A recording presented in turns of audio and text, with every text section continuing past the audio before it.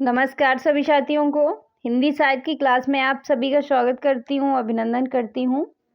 और आज के शास्त्र की परिचर्चा को शुरू करते हैं। आज हम आचार्य रामचंद्र शुक्ल के बारे में और इनका जो निबंध है कविता क्या है, इस नाम से हमारे नेट जेआरएफ के सिलेबस में है, तो उस पर चर्चा करेंगे और इनकी रचनाएं, इनका जीवन परिचय, सारी चीजें देखेंगे। तो चलिए शुरू करते हैं आचार्य रामचंद्र शुक्ल के बारे में।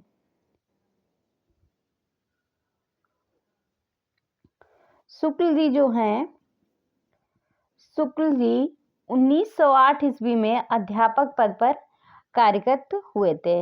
हिंदी में कई लेख लिखे, जिनसे मिर्जापुर निवासी और काशी नागरी प्रचारणी सभा के सदस्य केदारनाथ पाठक काफी प्रभावित हुए थे।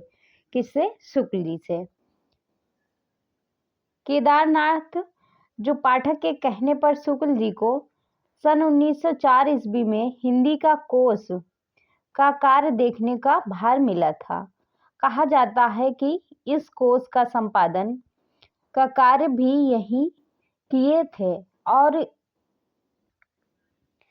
इसकी गंभीर भूमिका भी लिखी थी इन्होंने, जो डॉक्टर श्याम सुंदर दास के हस्ताक्षर से प्रकाशित हुआ था। उसके बाद हिंदी शब्द सागर का कार्य लगभग 20 वर्षों तक चला और आरंभ से अंत तक शुक्ल जी ही रहे थे।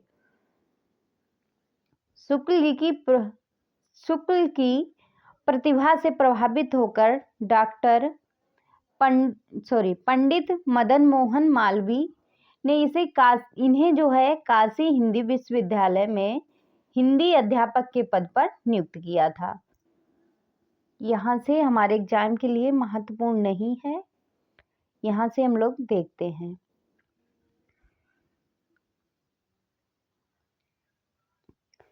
उसके बाद इन्होंने हिंदी के प्रसिद्ध आलोचक, निबंधकार, अनुवादक, कथाकार, नाटककार और कवि आचार्य रामचंद्र शुक्ल का निधन श्वास रोग के कारण 2 फरवरी 1941 को हो गया था। इनकी मृत्यु।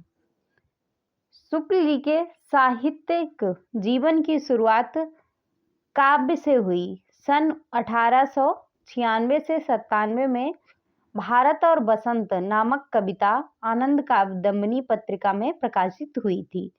कौन सी? भारत और बसंत। इसी काव्य से इनकी जीवन की शुरुआत हुई।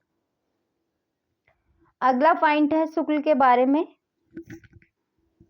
कि शुक्ल जी के द्वारा लिखित कविताओं का संग्रह जो है उसे क्या कहते हैं? उसे कहते हैं मधुस्रोत। क्या कहते हैं? मधुस्रोत नामक से नागरी प्रचारणी सभा और काशी द्वारा सन 1971 में प्रकाशित हुआ था। इसमें कुल कविताएं जो हैं वो कितनी हैं? 27 हैं। कितनी है? 27। अगला पॉइंट है हमारा, और ये जो बुक है वो डॉक्टर प्रभात कुमार प्रभाकर की है। अगर कोई लेना चाहता है तो ले सकता है।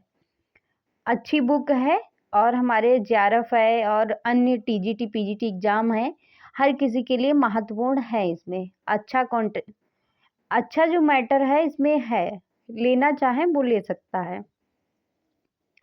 उसके बाद आचार्य रामचंद्र शुक्ल जो थे स्वयं 1903 ईस्वी में आनंद कादम्बिनी पत्रिका के संपादक रहे। पूछा जा सकता है कि रामचंद्र शुक्ल जो थे वो किस पत्रिका के संपादक रहे थे? तो आनंद कादम्बिनी 1903 ईस्वी की पत्रिका थी। उसके बाद आचार्य रामचंद्र शुक्ल की एकमात्र कहानी है। कहानी कौन सी है इनकी? 11 वर्ष का समय। क्या है? 11 वर्ष का समय, जो सन 1903 में सरस्वती पत्रिका में प्रकाशित हुई थी। उस समय इस कहानी को प्रथम मौलिक कहानी के रूप में भी देखा जाता था। उसके बाद शुक्ल जी के चिंतामणि भाग 3 के संपादक डॉक्टर नवंबर सिंह हैं। इसमें कुल कितने निबंध हैं? 21 निबंध हैं। महत्वपूर्ण है ये पॉइंट कि चिंतामणि भाग 3 के संपादक कौन है? नवंबर सिंह है। इसमें कुल निबंध जो हैं वो कितने हैं? 21 निबंध हैं। अगले पॉइंट पे चलते हैं। अगला पॉइंट है कि चिंतामणि भाग 4 के संपादक कौन है? डॉक्टर कुसुम चतुर्वेदी। कौन है भाग 4 के? डॉक्टर कुसुम चतुर्वेदी और डॉक्टर ओम प्रकाश सिंह। इस भाग में जो है कितने निबंध हैं? कुल कितने निबंध सम्मिलित हैं? तो इसमें 47 निबंध सम्मिलित हैं। अगला पॉइंट है कि शुक्ल जी के रस मीमांसा के संपादक जो हैं वो कौन है? वो है विश्वनाथ प्रसाद मिश्र हैं। अगला पॉइंट है कि शुक्ल की अनुदित पुस्तक कौन सी है? तो वो है कल्पना का आनंद। कौन सी है? कल्पना का आनंद। एडिशन के प्लेजर ऑफ इमेजिनेशन का अनुवाद है। पॉइंट है कि शुक्ल जी की अनुदित पुस्तक मेगास्थनीज का भारत वर्षीय विवरण डॉक्टर स्वान बक की पुस्तक है। वो कौन सी है? मेगास्थनीज इंडिका का अनुवाद है। अगले पॉइंट पे चलते हैं। शुक्ल जी के बारे में इन्होंने जो है कि बुद्ध चरित शुक्ल जी की। अगला पॉइंट है कि बुद्ध चरित शुक्ल जी का एक ब्रज भाषा में रचित काव्य ग्रंथ है जो एडविन अर्नाल्ड के इन्होंने अनुवाद किया था। Life of Asia. Light of Asia. Light of Asia है। लाइट यहाँ पे गलत है थोड़ा सा। लाइट ऑफ एशिया है का पद अनुवाद किया था। अब हम लोग इनकी रचनाएं देखते हैं शुक्ल की। हमारे एग्जाम के लिए महत्वपूर्ण रचनाएं हैं, तो चलिए शुरू करते हैं। पहली रचना है गोस्वामी तुलसीदास जो इन्होंने लिखी। इसका समय क्या है? 1923 ईस्वी। फिर है जायसी ग्रंथावली। इसका समय है 1924। फिर है भ्रमर गीत सार ग्रंथावली। इसका समय है 1924। फिर है हिंदी साहित्य का इतिहास। इसका समय है 1929। फिर है चिंतामणि भाग 1 1939। फिर चिंतामणि भाग 2 1945। फिर चिंतामणि भाग 3 1943। फिर चिंतामणि भाग 4 2002। देखो शुक्ल की जो रचनाएं हैं सभी महत्वपूर्ण है और चिंतामणि का तो खासकर संपादक भी याद रखना जरूरी है और इनके जो ईयर हैं ये भी। उसके बाद है रस मीमांसा। इसका समय है 1949। फिर है कल्पना का आनंद। इसका समय है 1901। फिर है मेगास्थनीज का भारत वर्ष विवरण। इसका समय है 1906। फिर है विश्व प्रपंच। इसका समय है 1920। द यूनिवर्स का अनुवाद है विश्व प्रपंच। फिर है बुद्ध चरित। फिर है पदानुवाद। ये जो है बुद्ध चरित जो रचना है वो पदानुवाद है जो 1922 में लिखी थी इन्होंने। ये थी इनकी महत्वपूर्ण रचनाएं। अब हम देखते हैं चिंतामणि भाग के ऊपर। चिंतामणि भाग 1 का संपादन स्वयं आचार्य शुक्ल ने किया था। रामचंद्र शुक्ल ने किया था। कब? सन 1939 ईस्वी में किया था। इस निबंध संग्रह में कुल 17 निबंध हैं। कितने निबंध हैं? 17 हैं, जिसमें से 10 निबंध ये हैं जो हम कह सकते हैं कि हमारे अंदर की जो फीलिंग्स या इंसान के भाव, मनोविकार, उत्साह, इन सब चीज़ों से सम्मिलित हैं। कौन कौन से हैं देख लेते हैं एक बार। भाव या मनोविकार, और याद रखना कि ये चीज़ें किस चिंतामणि भाग 1 में सम्मिलित हैं। भाव या मनोविकार उत्साह, श्रद्धा और भक्ति, करुणा, लज्जा, गलिन, लोभ और प्रीत, घृणा, ईर्ष्या, भय, क्रोध। मनोविकार संबंधी हैं 3 निबंध। भारतेंदु हरिश्चंद्र 3 निबंध कौन कौन से हैं? और भारतेंदु हरिश्चंद्र तुलसीदास का भक्ति मार्ग और मानस की धर्मभूमि। व्यवहारिक समीक्षा संबंधी निबंध हैं तथा 4 और निबंध हैं, वो कौन से हैं? कविता क्या है, काव्य में लोक मंगल की साधना और साधारणीकरण और व्यक्तित्व वैचित्रवाद और रसात्मक बोध के विविध रूप। ये 4 निबंध काव्य चिंतन संबंधी हैं। कैसे हैं? काव्य चिंतन संबंधी। चिंतामणि भाग 2 का देख लेते हैं। कुछ महत्वपूर्ण है कि चिंतामणि भाग 2 का संपादन जो है वो आचार्य विश्वनाथ प्रसाद मिश्र ने किया था, जो आचार्य शुक्ल के दिवंगत होने पर सन 1945 ईस्वी में प्रकाशित हुआ था। इस संग्रह में तीन निबंध काव्य में प्राकृतिक दृश्य, काव्य में रहस्यवाद तथा काव्य में अभिव्यंजनावाद भी संग्रहित है। उसके बाद है हमारा जो निबंध है जो जेआरएफ के सिलेबस में है वो है कविता क्या है। इनका जो निबंध है शुक्ल जी का, तो ये है कविता क्या है निबंध। इसके कुछ महत्वपूर्ण पॉइंट देखते हैं जो हमारे एग्जाम के लिए महत्वपूर्ण है। आचार्य रामचंद्र शुक्ल रचित चिंतामणि भाग 1 में ये संग्रहित है यानी सम्मिलित है, जो 1909 ईस्वी में संग्रहित कविता क्या है एक विचारात्मक निबंध है। कैसा निबंध है? विचारात्मक है, जिसका प्रकाशन सरस्वती पत्रिका के अप्रैल 1909 ईस्वी में प्रकाशित हुआ। किसमें? सरस्वती पत्रिका में। अगला पॉइंट देखते हैं हम।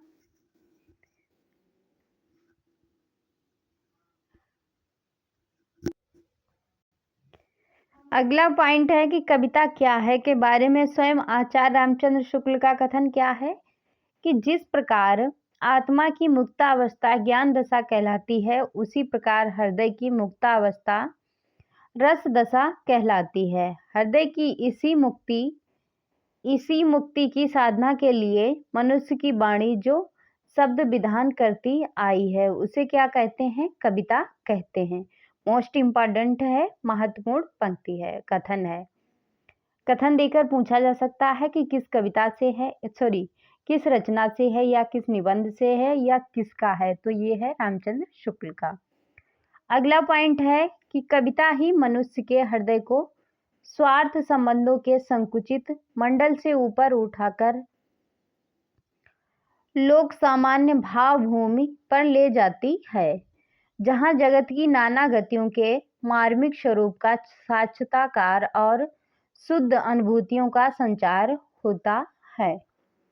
उसके बाद है कविता क्या है। अगला पॉइंट है कि इस निबंध में शुक्ल ने कविता के स्वरूप एवं उसकी महत्ता उपयोगिता का सविस्तार वर्णन किया है और कुछ महत्वपूर्ण बिंदु इस प्रकार हैं। कविता क्या है निबंध के कुछ महत्वपूर्ण बिंदु हैं, उन्हें भी देख लेते हैं। जैसे पॉइंट है कि कविता जो है बाह्य प्रकृति के साथ मनुष्य की अंतः प्रकृति का सामंजस्य कराती है, महत्वपूर्ण पंक्ति है। फिर है कविता जो है बाह्य सृष्टि के साथ मनुष्य के रागात्मक संबंध की स्थापना और निर्वाह करती है, ये भी महत्वपूर्ण है। फिर है कविता जो है संसार के सुख दुख आदि भावों को यथार्थ रूप में अनुभव कराती है। फिर है कि केवल तर्क बुद्धि या विवेचना के बल पर कोई कवि नहीं बन सकता, उसके लिए जन्मजात वासना जन्य संस्कार और सहृदयानुभूति चाहिए। कविता का लक्ष्य केवल मनोरंजन या चमत्कार प्रदर्शन करना नहीं होना चाहिए, उसका उद्देश्य मानव हृदय को उच्च भाव भूमि पर प्रतिष्ठित करना चाहिए। उसके बाद अगला पॉइंट है कि कविता जो है मार्मिक पक्षों का उद्घाटन करके उसके साथ मनुष्य हृदय का सामंजस्य स्थापित करती है। अगला पॉइंट है कि सभ्य एवं असभ्य सभी दशा में कविता किसी न किसी रूप में पाई जाती है। ये महत्वपूर्ण पंक्तियां हैं हमारे एग्जाम के लिए।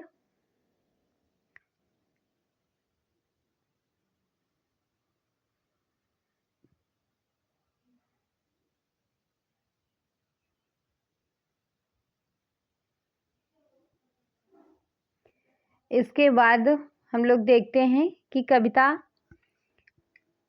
कविता जो है बाह्य सौंदर्य के साथ साथ सौंदर्य यानी अंतर्मन का सौंदर्य का भी प्रकाशन करती है।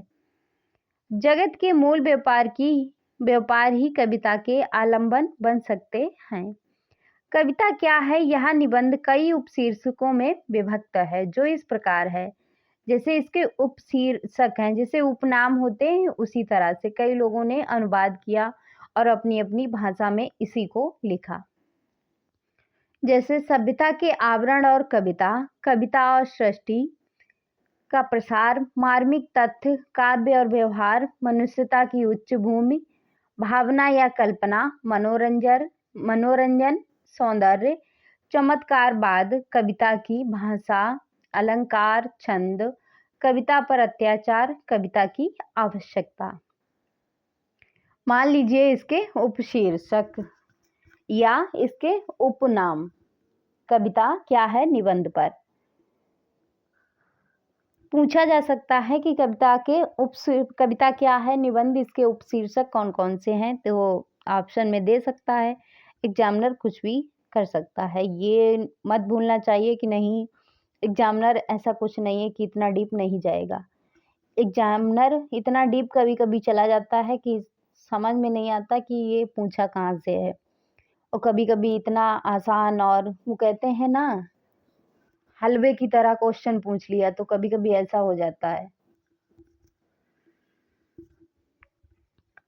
तो अगला पॉइंट है, इस निबंध में लेखक जीना किसे कहते हैं, इस बारे में कहते हैं मनुष्य अपने भावों, विचारों और व्यापारों के लिए दिए दूसरे के भावों, विचारों और व्यापारों के साथ कहीं मिलता और कहीं लड़ता हुआ अंत तक चलता है, और इसी को जीना कहते हैं। अगला पॉइंट है, कीर्ति की लालसा जैसे अमूर्त भावों को बौद्ध दर्शन में आरूप पराग कहा गया है। अगला पॉइंट है कि शुक्ल जी के अनुसार काव्य दृष्टि कहीं नर क्षेत्र के भीतर रहती है, कहीं मनुष्येतर बाह्य सृष्टि के, और कहीं समस्त चराचर के भीतर। अगले पॉइंट पे चलते हैं। अगला पॉइंट है कि मनुष्येतर काव्य दृष्टि का स्रोत प्रकृति को माना गया है। शुक्ल जी ने संस्कृत ग्रंथ रघुवंशम और कुमार संभव, उत्तर रामचरितम, मेघदूत आदि को उदाहरण स्वरूप प्रस्तुत किया है। शुक्ल जी के अनुसार जो तथ्य हमारे किसी भाव को उत्पन्न करें, उस भाव को हम क्या कहते हैं? आलंबन कहते हैं। अगला पॉइंट है, मनुष्य को कर्म में प्रवृत्ति करने वाली मूल प्रवृत्ति का नाम भावात्मिकता है। उपासना के बारे में शुक्ल कहते हैं कि जो वस्तु हमसे अलग है और हमसे दूर प्रतीत होती है, उसकी मूर्ति जो है मन में लाकर उसके समीप का अनुभव करना ही उपासना है। जिस प्रकार भक्ति के लिए उपासना और ध्यान की आवश्यकता होती है, उसी प्रकार भावों के परिवर्तन के लिए भावना या कल्पना अपेक्षित होती है। फिर अगला पॉइंट है, कल्पना दो प्रकार की होती है, विधायक और ग्राहक। कवि में विधायक कल्पना होती है और श्रोता पाठक में अधिकारक जो होती है ग्राहक यानी ग्रहण करने वाली कल्पना होती है। अगला पॉइंट है कि ग्राहक यानी ग्रहण कल्पना में अधिकतर से अभिप्राय है कि जहाँ कवि पूर्ण चित्रण नहीं करता, वहाँ पाठक या श्रोता को अपनी ओर से कुछ मूर्त विधान करना पड़ता है। अगला पॉइंट है कि शुक्ल जी का कहना है कि जो लोग कविता को केवल मनोरंजन मानते हैं, वे रास्ते में ही रह जाने वाले पथिक के समान हैं। ये बात किसका पॉइंट है? ये ये शुक्ल जी का है, ये एग्जाम में पूछा भी जा चुका है। अगला पॉइंट है कि मनोरंजन के बारे में शुक्ल जी का मानना है कि मनोरंजन वह शक्ति है जिससे कविता अपना प्रभाव जमाने के लिए मनुष्य की चित्रवृत्ति को स्थित किए रहती है, उसे इधर उधर जाने नहीं देती है। अगला पॉइंट है कि कविता और कहानी के अंतर को स्पष्ट करते हुए शुक्ल जी कहते हैं कि कविता सुनने वाला किसी भाव में मगन रहता है और कभी कभी बार बार एक ही पद सुनना चाहता है, पर कहानी सुनने वाले आगे की घटना के लिए आकुल रहता है और कविता सुनने वाला कहता है जरा फिर से तो कहिए, कहानी सुनने वाला कहता है हाँ तब क्या हुआ। कहानी और कविता में डिफरेंस इन्होंने बताया है। अगला पॉइंट है शुक्ल जी चमत्कार को मनोरंजन की सामग्री मानते हैं, काव्य की नहीं। शुक्ल जी कविता के लिए अलंकार को एक साधन मानते हैं, साध्य नहीं। शुक्ल जी के अनुसार विकल्प जो है अलंकार का निरूपण पहल है। उसके बाद मनुष्य जो है, मनुष्य की मनुष्यता को बचाने के लिए कविता आवश्यक है। हाँ, जानवरों की इसकी आवश्यकता नहीं है, ऐसा शुक्ल जी का मानना है कि मनुष्य को मनुष्य की मनुष्यता यानी इंसानियत बचाने के लिए कविता आवश्यक है। पर आजकल क्या है कि मनुष्य तो जानवरों से भी बेबत्तर हो रहा है, कोई उसके अंदर भाव ही नहीं रहा, इंसानियत नाम की चीज ही नहीं होती है। बहुत सारे ऐसे केसेस देखने मिलते हैं। अभी जो हाल ही में एक लड़का है, वो 8 लोगों का एक्सीडेंट करने के बाद ओम नमः शिवाय बोल रहा है। तो क्या है, ये मनुष्य हैं, ये इंसानियत नाम की इनके अंदर कोई चीज नहीं है। अगला पॉइंट है चिंतामणि भाग 1 के बारे में आचार्य विश्वनाथ का कहना है कि चिंतामणि वस्तुतः जो चिंतामणि ही है। इसमें आचार्य शुक्ल की मेधा के गहरे चिंतन के परिणाम हैं। इसमें उनकी चिंतन की मड़ियाँ संग्रहित हैं। चिंतामणि भाग 1 के अंदर ये चीजें हैं, महत्वपूर्ण है हमारे एग्जाम के लिए। उसके बाद चिंतामणि भाग 1 के बारे में स्वयं आचार्य रामचंद्र शुक्ल का कहना है कि इस पुस्तक में मेरी अंत यात्रा में पड़ने वाले कुछ प्रदेश हैं। यात्रा के लिए निकलती रही बुद्धि पर हृदय को भी साथ लेकर चले। अगला पॉइंट है निबंध लेखन के बारे में आचार्य शुक्ल के विचार क्या हैं कि निबंध लेखक जिधर चलता है उधर अपनी संपूर्ण मानसिक सत्ता के साथ, अर्थात बुद्धि और भावात्मक हृदय दोनों के लिए हुए हैं। अगला पॉइंट है कि डॉक्टर गणपत चंद्र गुप्त जी के निबंध पर टिप्पणी करते हुए कहते हैं वस्तुतः ऐसी नवोन्मेषशालिनी प्रतिभा को लेकर अवतरित होने वाले निबंधकार व आलोचक शताब्दियों के पश्चात एक दो दिखाई पड़ते हैं। अगला पॉइंट है हमारा कि चिंतामणि के निबंध के बारे में गणपत चंद्र गुप्त का कहना है कि चिंतामणि के निबंधों का विषय अत्यंत सूक्ष्म एवं गंभीर मनोविज्ञानी एवं रसानुभूति है तथा उनका प्रतिपादन भी पौर्णतम शैली में हुआ है। उसमें एक और चिंतन की मौलिकता है, विवेचन की गंभीरता, विश्लेषण की सूक्ष्मता एवं शैलियों की पौर्णता दृष्टिगोचर होती है, तो दूसरी ओर उनके लेखक की व्यक्तिगता, भावात्मकता एवं व्यंग्यात्मकता का दर्शन भी स्थान स्थान पर होता है। अब आते हैं मुख्य कथन। मुख्य कथन कविता क्या है, निबंध के महत्वपूर्ण कथन है जो एग्जाम के लिए जरूरी है। वैसे पीछे एक दो देख चुके हैं। पहला पॉइंट है, कविता ही मनुष्य के हृदय को स्वार्थ संबंधों के संकुचित मंडल से ऊपर उठाकर लोक सामान्य भाव भूमि पर ले जाती है। दूसरा है कि ज्यों-ज्यों सभ्यता बढ़ती जाएगी त्यों-त्यों कवियों के लिए काम बढ़ता जाएगा।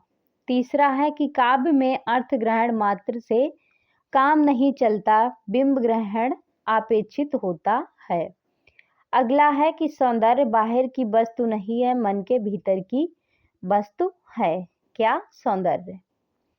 बात सही है, सौंदर्य जो है बाहर की नहीं चीजें हैं, लेकिन आजकल तो लोग जो हैं हर किसी को हर किसी के चेहरे से जज करते हैं, लेकिन सौंदर्य जो होता है मन के अंदर की चीजें हैं, बाहर की चीजें नहीं हैं। सौंदर्य का दर्शन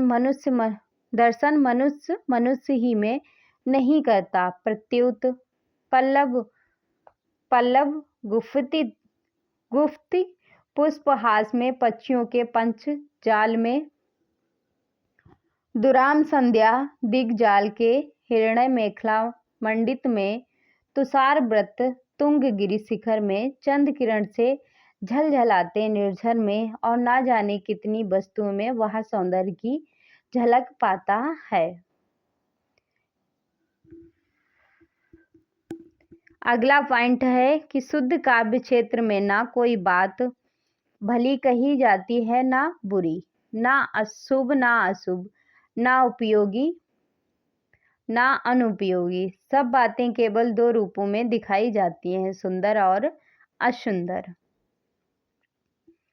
जिस प्रकार एक कुरूप स्त्री अलंकार लाद कर सुंदर नहीं हो सकती है, उसी प्रकार प्रस्तुत यहाँ तथ्य की रमणीयता के अभाव में अलंकारों का ढेर काव्य का सजीव स्वरूप नहीं खड़ा कर सकता है। अगला पॉइंट है, कविता जो है देवी के मंदिर ऊंचे खुले विस्तृत और पुनीत हृदय है। अगला पॉइंट है कि मनुष्य के लिए कविता प्रयोजनीय वस्तु है कि संसार की सभ्य असभ्य सभी जातियों में किसी न किसी रूप में पाई जाती है।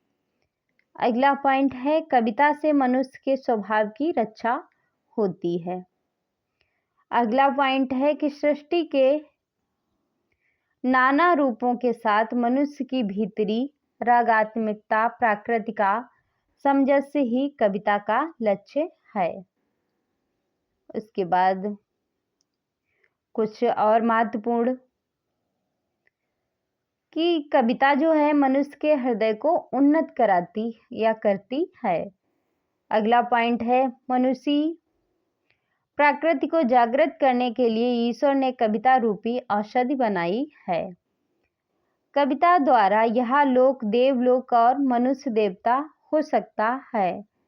कविता का दुरुपयोग जो लोग स्वार्थवश व्यर्थ की प्रशंसा और खुशामद करके वाणी का दुरुपयोग करते हैं, वे सरस्वती का गला घोंटते हैं। अगला पॉइंट है, रसात्मक वाक्यों ही का नाम कविता है और रस ही कविता की आत्मा है।